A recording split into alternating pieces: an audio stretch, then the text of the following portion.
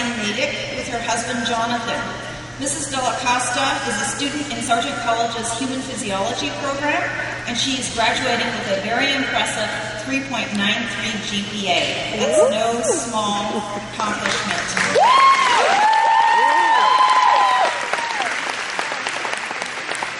Good morning, class of 2011, dean lawyers, faculty, parents, friends, and fellow students. My name is Renata Dalla Costa, and I trust you are as happy and proud to be here today as I am. How many of you would agree that graduation is a time to reflect on the memories from the last 4 years? For me, it was not just for the past 4 years, but became a reflection about the memories across my entire life. As I consider what to share with you today, a matter that has become my life's theme came to mind. All things are possible. 17 years ago, when I was 7 years old and living in a small city in Brazil, I experienced the greatest loss of my life. My mother passed away. Growing up without her, and without a female role model to look up to, was definitely challenging.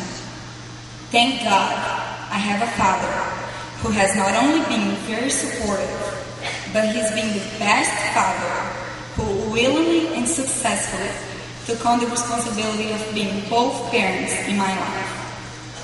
He also taught my siblings and me the importance of education. He always said that education is the only thing no one could take away from us, and he placed no restrictions on the path I could choose to attain my education. As I began pursuing my bachelor's degree in Brazil, following the same path as you are here, I decided to take a year off to come to the US and study English, because I felt the desire, as many of you have, to study abroad and immerse myself in a new language and culture. And I feel as if America has embraced me as an adult, the same way Brazil nurtured me as a child. As an undergraduate in Brazil, I certainly never expected to be standing here today as valedictorian.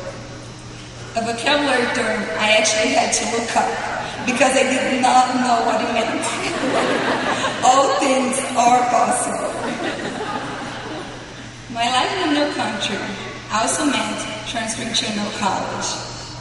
That's when Boston University became a part of my life. My first exposure to Boston University was for the matriculation ceremony at Nickerson Field. That day, I felt so innocent. You remember when you were a child and everything looked new to you? Not only that, everything looked enormous. That's how I felt that day. The university was so big, with so many different people, faces, and ethnicities. That was definitely an overwhelming experience. With the passing of every year, though, as we took classes together, struggled through exams together, survived the snowstorms and the icy walks to class, the university started feeling more and more like a community, like my home. All things are possible. I challenge each of you right now to think of your funniest BU memory. Here's mine. I remember a packed week of exams when our friend Tanya came to us and said, I was at the gym listening to music, and I started thinking how amazing it is that as we are on a treadmill listening to a song, we are completely unaware of the whole pathway sound waves makes inside our ears. Is it just me, or is it really weird that someone would be thinking about the sound transduction pathway as she exercises? My reply to her today would be that it is indeed interesting how nature's work and enables amazing things to happen. But perhaps it is even more interesting to observe the creatures we have evolved into from being a part of the Sargent experience. I am confident that some of the memories we have formed here at Boston University will stay with us for the rest of our lives. My major is human physiology, and we truly had awesome professors, such as Professor Shopton, with her perfect, elaborate PowerPoint presentations and her helpful drawings during class. And of course, her fights with the computer when the drawing software decided not to work properly.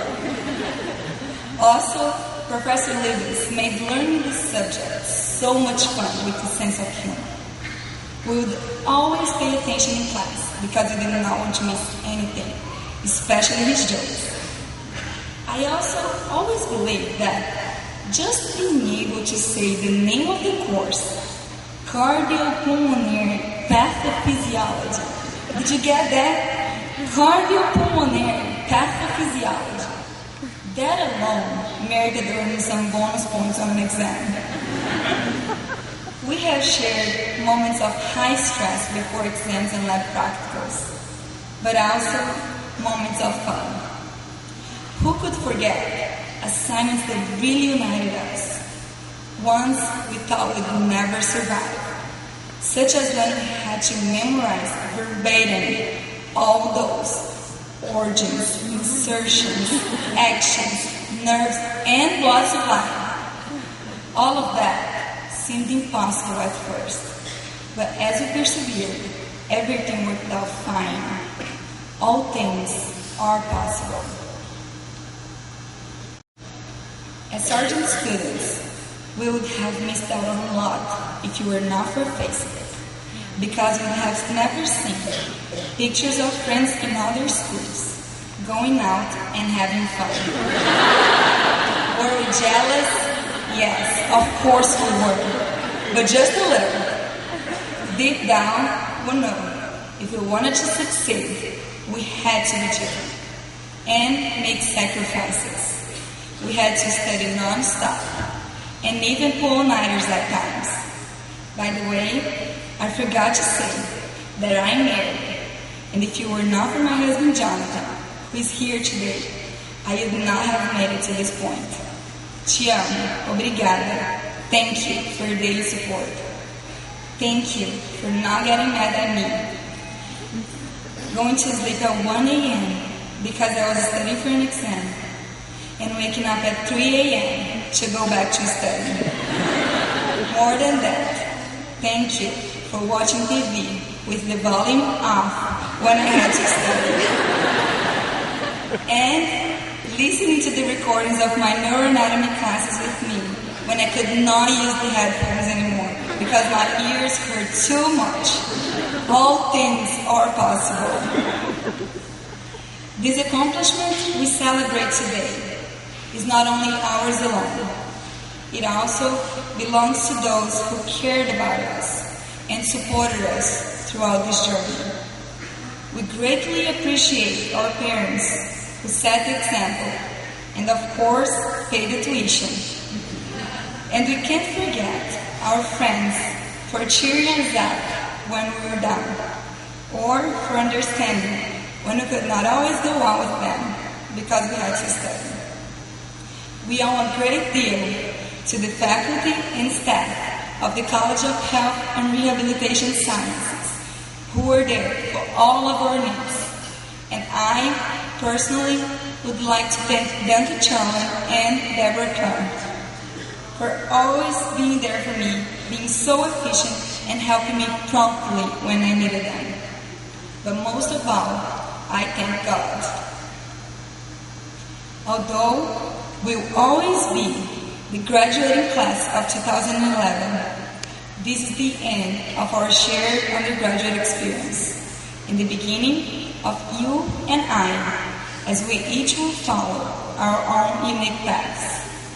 Some of you, like myself, still need to finish some courses prior to applying to grad school. Others are going to medical school or the graduate programs, employment, or even taking some time off. Others will stay here and finish the graduate portion of the programs they started 4 years ago. We are ready for a new beginning. In closing, if you remember one thing that happens here today, remember this. No matter what path you follow, when struggles come, and when you think that you're not going to make it, just remember what I discovered so many years ago.